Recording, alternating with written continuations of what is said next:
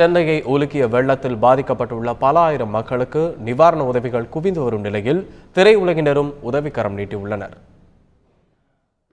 சென்னையை உலுக்கிய வெள்ளத்தில் பாதிக்கப்பட்டுள்ள பல ஆயிரம் மக்களுக்கு திரையுலகினரும் உதவிக்கரம் நீட்டியுள்ளனர்.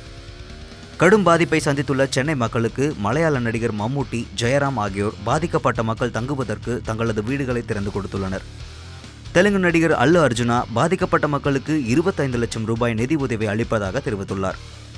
இதேபோல் பாகுபலி புகழ் ராணாவும் பண உதவி அளித்துள்ளார்.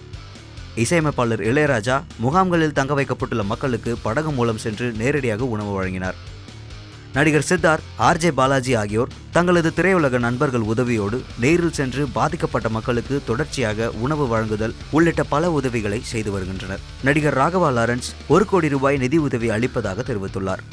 மேலும் பாதிக்கப்பட்டவர்களுக்கு உணவு மற்றும் உறைவிட வசதிகளை செய்து கொடுத்துள்ளார்.